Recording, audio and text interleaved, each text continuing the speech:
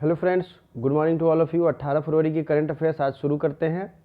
चलिए पहले क्वेश्चन की तरफ बढ़ते हैं। वनडे एग्जाम पॉइंट को जरूर सब्सक्राइब करिएगा। इसकी पीडीएफ आप डिस्क्रिप्शन में दिए गए टेलीग्राम से ले सकते हैं। New MD of Tata Motors, Tata Motors के नए मैनेजिंग डायरेक्टर के रूप में किसे अपॉइंट किए गए हैं? तो ये है मार्क लिस्टोसेला।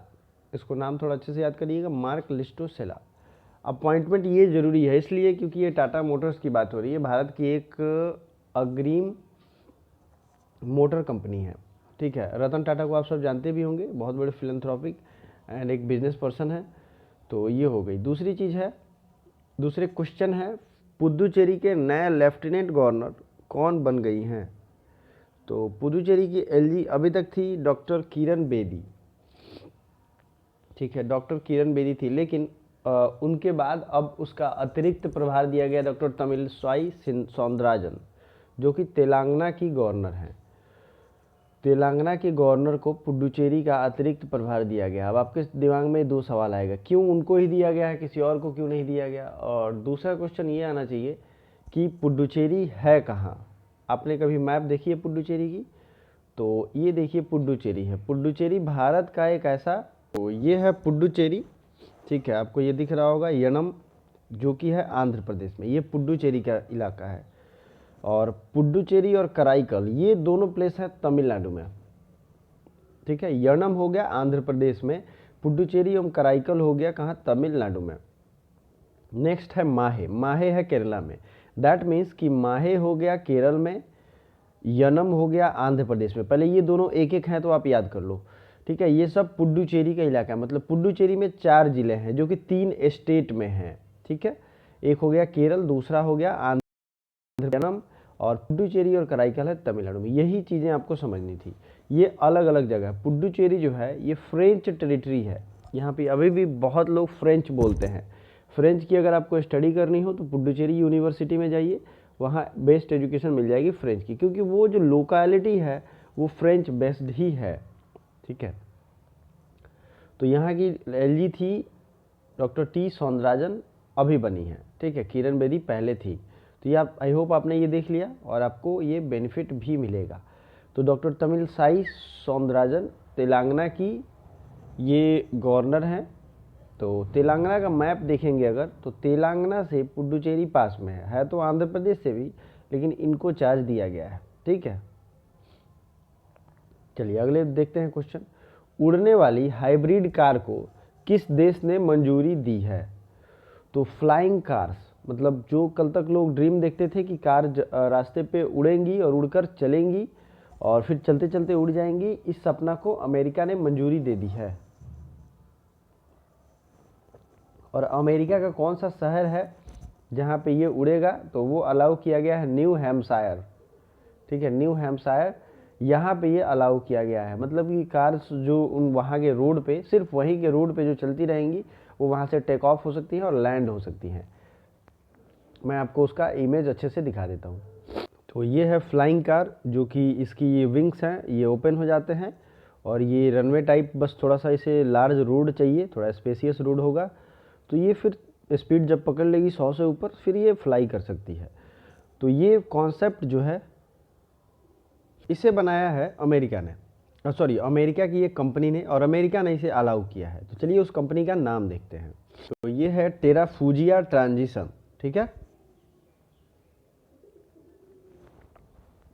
टेराफूजिया ट्रांजिशन, इस नाम को जरूर याद रखिएगा क्योंकि ये पूछा भी जा सकता है।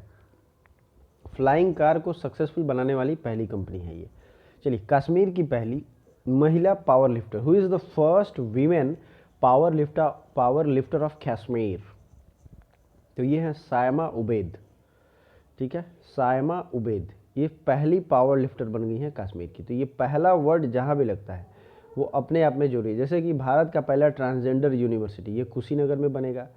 भारत का पहला डायनासोर पार्क ये गुजरात में बना है। भारत का पहला सीएनजी टर्मिनल भी गुजरात में बना है, ठीक है। भारत का पहला ग्लास सस्पेंशन ब्रिज कहाँ बना है? तो ये उत्तराखंड में बना है, ठीक है। भारत का पहला व्यक्ति कौन था जो चांद पर गया था? सबको पता होगा, ये मून पर जाने वाला, मून पर कदम रखने वाला भारत का पहला व्यक्ति कौन था? ठीक है, तो इसका कमेंट आप लोग लाइव कमेंट करो या फिर डिस्क्रिप्शन में कमेंट करो, जहां मन करता है करो, लेकिन बताओ, लेट मी नो। नेक्स्ट है कंचुथ फेस्टिवल कहाँ मनाया गया, कंचुथ त्यौहार कहाँ मनाया गया। तो कई सारे स्टेट के फेस्टिवल हैं जो कि पूछा जाता है, जैसे कि धनु यात्रा भी उड़ीसा में मनाया गया था। ठीक है, उसके बाद ओणम और पोंगल दोनों याद रखिएगा। ठीक है, ओणम कहाँ मनाते हैं और पोंगल कहाँ मनाते हैं, ये आप लोग मुझे कमेंट करके बता सकते हैं, क्योंकि इसमें दोनों में डिफरेंस होता है। एक वल्लम कल्ली वोट रेस होता है, वल्लम कल्ली ये केरला में मनाते हैं, जिसे बैक वाटर बोट रेस भी कहते हैं। नेक्स्ट है जल्लीकट्टू फेस्टिवल, अभी रिसेंट में न्यूज़ में आया था जल्लीकट्टू, ये कहाँ मनाया गया, तमिलनाडु में। अभी मांडू फेस्टिवल मनाया गया है, मांडू फेस्टिवल कहाँ मनाया गया, मांडू महोत्सव एमपी में बनाया गया। तो जो भी एक्स्ट्रा फैक्ट बताते हैं, अगर आपको वो नहीं पता है तो प्लीज़ नोट कर लो, अगर पता है तो रिवीजन कर लो, क्योंकि इससे बेटर तरीका नहीं है। वीडियो अगर आपको अच्छी लगती है तो लाइक भी कर सकते हैं तथा दोस्तों को शेयर भी कर सकते हैं। तो please like the video and WhatsApp Telegram जो भी आपके पास हैं उस पर आप इसको शेयर भी कर सकते हैं। ठीक है, तो ये चीज़ें याद रखिएगा। जम्मू कश्मीर की कुछ और त्यौहार हैं तो ज़रूर बताइए मुझे। ठीक है, तो जम्मू कश्मीर की फेस्टिवल जैसे रॉफ डांस वहाँ होता है, ये वहाँ के डांस फेमस हैं। जम्मू कश्मीर के बारे में अब देखिए मैप में पढ़ेंगे और जानेंगे। जम्मू कश्मीर जो है भारत का अब केंद्र शासित प्रदेश है, और ये मैंने आज जानबूझ के ओल्ड मैप ही रखा है ताकि आपको मैं इसका इम्पोर्टेंस बता सकूं।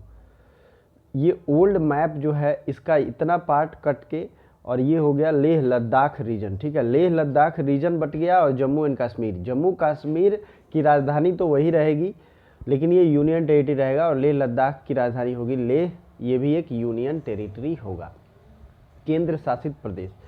ये कब बटा था, कब प्रभावी हुआ था, तो ये भारत के जो लौह पुरुष थे सरदार वल्लभ भाई पटेल, उनके जन्म दिवस पर इसको किया गया।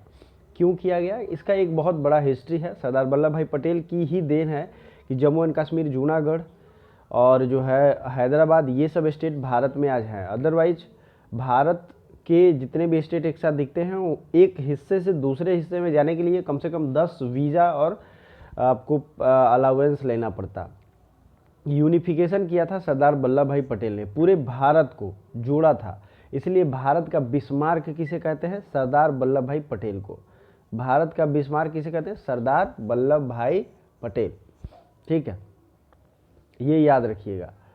नेक्स्ट है कि जम्मू एंड कश्मीर के पहले लेफ्टिनेंट गवर्नर कौन थे, अभी लेफ्टिनेंट गवर्नर कौन थे, तो आर के माथुर जो हैं ये लेफ्टिनेंट गवर्नर बने कहाँ के, लेह लद्दाख के, और जी सी मुर्मू बने थे जम्मू कश्मीर के। ये चीज़ें ध्यान रखनी है। और अभी है फिलहाल जम्मू कश्मीर के मनोज सिन्हा। तो इतनी चीज़ें आपको याद रखना है। देखिए काराकोरम हिमालय कहाँ है, काराकोरम हिमालय, काराकोरम हिमालय है जम्मू एंड कश्मीर में। ठीक है, लद्दाख हिमालय भी आपको पता है, लद्दाख जास्कर ये दोनों इसी जोन में है। जब मैंने उत्तराखंड के मैप को दिखाते हुए पहाड़ों को दिखाया था, उसमें मैंने इसे क्लियरली बताया था, और मैंने ज्योग्राफी के प्लेलिस्ट में मैप सीरीज स्टार्ट किया था। भारत के जितने भी इंपॉर्टेंट चीज़ें हैं सबके बारे में मैप बेस्ड स्टडी मैंने कराई थी। तो वो अगर आप फिर से स्टार्ट कराना चाहते हो, पहले वो वीडियो देख लीजिए जितने हैं, उसके बाद अगर वो सीरीज अच्छा लगता हो तो मैं फिर से स्टार्ट करने की मूड में हूँ। ठीक है, मैप जितना ज़्यादा आप देखोगे समझोगे, एकदम बेसिक लेवल से मैं समझाऊंगा। आपको अगर एकदम समझ में नहीं आती है तो कमेंट करके बताएं, मैं फिर से आपको सारी चीज़ें एक आपके सामने ज्योग्राफी के प्लेलिस्ट में रख दूंगा। ठीक है, चलिए आगे बढ़ते हैं। नेक्स्ट है, हाल ही में किसने अभयारण्य लाइफ टाइम सर्विस अवार्ड जीता है। वाइल्ड लाइफ सेंचुरी जो है उसी का लाइफ टाइम सर्विस अवार्ड 2020 ये जीता है थियोडोर भास्करन, इसने जीता है लाइफ टाइम सर्विस अवार्ड 2020। तो ये अवार्ड इंपॉर्टेंट है इकोलॉजिकल पॉइंट ऑफ व्यू से, तो आपको ये याद रखना चाहिए, थियोडोर भास्करन। नेक्स्ट है, हाल ही में किस राज्य के पूर्व राज्यपाल एम रामा जोइस का निधन हो गया है। तो ये किस राज्य के पूर्व राज्यपाल थे, तो ये राज्यपाल थे बिहार के। ठीक है, और बिहार के अभी के राज्यपाल कौन है, फागू चौहान। और सीएम तो आपको हर किसी को याद होगा, बिहार का सीएम आप लोग मुझे कमेंट करके बताओगे। बिहार की राजधानी है पटना। आपको पता है भारत का पहला जो सुव्यवस्थित राजवंश था वो था मगध राजवंश। ठीक है, जिसकी स्थापना वृहद्रथ ने की थी, और जरासंध फिर उसके बाद उसी में आगे जो है राजगीर उनकी राजधानी होती है। और ये सिलसिला आगे बढ़ता है। आगे बढ़ने के कुछ समय बाद उसमें गुप्त वंश, ठीक है, मौर्य वंश, इन सब बड़े बड़े वंशों का उदय होता है। गुप्त वंश को भारतीय इतिहास का स्वर्णिम युग यानी गोल्डन पीरियड भी कहते हैं। ये सब कहाँ सेंटर्ड थे? यहीं पे सेंटर्ड थे, ठीक है। तो बिहार की तो ये बात हो गई हिस्ट्री की। बिहार में दो धर्मों का जन्म हुआ, जैसे कि महावीर जिन्होंने जैन धर्म बनाया, और गौतम बुद्ध इन्होंने बौद्ध धर्म बनाया। दोनों का केंद्र बिहार ही है। और दुख इस बात से है कि आज सबसे ज़्यादा अशिक्षा और एक तरीके से लाचारी है तो वो बिहार में ही है। बट फिर भी यहाँ के लोग काफ़ी इंटेलेक्चुअल होते हैं। मैं खुद बिहार से हूँ और बहुत सारी चीज़ें सही हैं, बट शिक्षा का बहुत डिवास्टेटिंग हाल है यहाँ पे। तो चलिए देखते हैं बिहार में कौन कौन सी नदियाँ बहती हैं और कहाँ से निकलती है। बिहार का सो कहते हैं कोसी नदी को। किसको कहते हैं? कोसी, ठीक है। और ये कोसी नदी निकलती है नेपाल से। बिहार में कोसी की जो मुख्य धारा है उसका नाम है अरुण। मतलब वो जो कोसी नदी आती है उसे नेपाल में पहले अरुण के नाम से जानते हैं, और अरुण बाद में कोसी बन जाती है, जिसे हम लोग बिहार में देखते हैं, ठीक है। तो ये आपको याद रखना है। अगला जो रिवर है वो कौन सा है? तो ये है बागमती, ठीक है, बूढ़ी गंडक और गंडक, ठीक है। तो गंडक, बूढ़ी गंडक, ये सब नदियाँ बिहार में बहती हैं। नीचे से अगर देखेंगे तो नीचे से सोन नदी बहती है जो कि गंगा से मिलती है पुनपुन के पास, ठीक है। फिर फल्गु नदी है जो कि गया के किनारे, मतलब गया को राउंड राउंड करती है, ठीक है। तो ये गया किस नदी किनारे है? फल्गु। ये क्वेश्चन पूछा भी गया है। और पटना जो है, इस शहर को एक तरीके से हाफ हाफ या पूरे बिहार को भी हाफ पार्ट में गंगा नदी डिवाइड करती है। जो भी छोटी छोटी नदियां हैं ये बिहार में गंगा से मिल जाती है, जैसे गंडक, बूढ़ी गंडक, ये अल्टीमेटली आके यहीं से मिल जाती हैं गंगा से, ठीक है। चलिए अब आगे बढ़ते हैं नेक्स्ट क्वेश्चन की तरफ। Turn around India 2020 surmounting past legacy, इस किताब को किसने लिखा है? टर्न अराउंड इंडिया 2020, ये किताब लिखा गया है आर.पी. गुप्ता के द्वारा, ठीक है, आर.पी. गुप्ता के द्वारा। बुक्स जो भी लिखे जा रहे हैं वो अपने आप में इंपॉर्टेंट है। नितिन गडकरी ने सीएनजी से चलने वाले भारत का पहला कौन सा वाहन बनाया और लॉन्च किया है? तो बनाया गया है ट्रैक्टर, ठीक है। ये कंप्रेस्ड नेचुरल गैस इसमें फिल्ड किया जाएगा और इससे ये ट्रैक्टर चलेगा। ये बहुत अच्छा इन्वेंशन है एक तरीके से। और जो सीएनजी है, कंप्रेस्ड नेचुरल गैस, इसमें मेथेन का यूज किया जाता है, ठीक है। मेथेन मेनली होता है और ये हार्मलेस होता है, ठीक है। इन्वायरमेंट पॉइंट ऑफ व्यू से आप जाते होंगे दिल्ली में तो सीएनजी आधारित बस चलती हैं, ठीक है।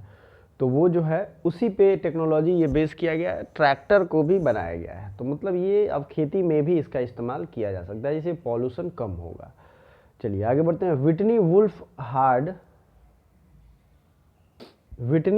हार्ड वर्ड्स, ठीक है, youngest billionaire from which country? इनका नाम है विटनी वुल्फ हार्ड वर्ड्स।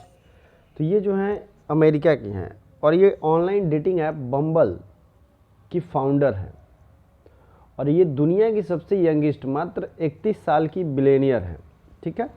क्या है? 31 साल में ये बिलियनियर बन गई हैं और ये वर्ल्ड रिकॉर्ड इन्होंने क्रिएट किया है। महिला है, ठीक है। कहाँ की हैं? अमेरिका की। नेक्स्ट है अंतर्राष्ट्रीय सौर गठबंधन का नया महानिदेशक, आईएसए न्यू डीजी मतलब director general. ISA international solar alliance, जिसे 2015 में लॉन्च किया गया था, 30 नवंबर 2015 को। इंपॉर्टेंट है, याद रखिए, 30 नवंबर 2015 को। और इसके अभी जो हेड बनाए गए हैं वो हैं अजय माथुर। मेनली इसमें भारत और फ्रांस का रोल था। कर्क रेखा और मकर रेखा दोनों के बीच में पूरे दुनिया में जो भी कंट्रीज है छोटे बड़े, उनमें सोलर लाइट का इस्तेमाल करके और हर जो है रिन्यूएबल एनर्जी प्रोड्यूस करके उसका इस्तेमाल करने पे जोर दिया गया था ताकि पॉल्यूशन कम हो। अमेरिका ने इसे हाथ खींच लिया था, लेकिन अब लग रहा है फिर से वो जुड़ेंगे। The population myth, Islam family planning, ये किसने लिखा है? ठीक है, इस्लाम फैमिली प्लानिंग एंड पॉलिटिक्स, ये एस वाई कुरैशी ने लिखा है, ठीक है। पॉपुलेशन इंडिया का तो आप जान ही रहे हैं, पॉपुलेशन एक्सप्लोड हो चुका है और इतना ज़्यादा अब हम बढ़ चुके हैं कि कोई भी गवर्नमेंट स्कीम, कोई भी प्लानिंग लगभग लास्ट में जाके फेल हो ही जाती है, पूर्ण रूप से वो सक्सेसफुल नहीं हो पाती है। पॉपुलेशन जितना छोटा होगा उतनी पॉलिसीज अच्छे काम करती हैं। जल संरक्षण और जल स्तर बढ़ाने के लिए जलाभिषेक अभियान किसने शुरू किया है? तो ये शुरू किया है मध्य प्रदेश ने। मध्य प्रदेश के बारे में मैंने बहुत सारे फैक्ट बताए थे, आपको फैक्ट बताना है या वहाँ के नेशनल पार्क के बारे में बताना है। जम्मू कश्मीर में नुकसान के पूर्वानुमान के साथ लिए किसके साथ समझौता किया गया है? तो जम्मू कश्मीर का मैप हमने देखा था, उसमें बाढ़ से होने वाले नुकसान से बचाने के लिए UK space agency, United kingdom का, ब्रिटेन का जो स्पेस एजेंसी है उसके साथ समझौता किया गया है, ताकि बाढ़ का वहाँ फोरकास्टिंग किया जा सके, पूर्व अनुमान लगाया जा सके। तो आज के लिए बस इतना ही। Thank you so much. जो मैंने क्वेश्चन पूछा है, जैसे मध्य प्रदेश के बारे में, नेशनल पार्क और भी चीज़ें, आप कमेंट कर सकते हैं। Thank you so much.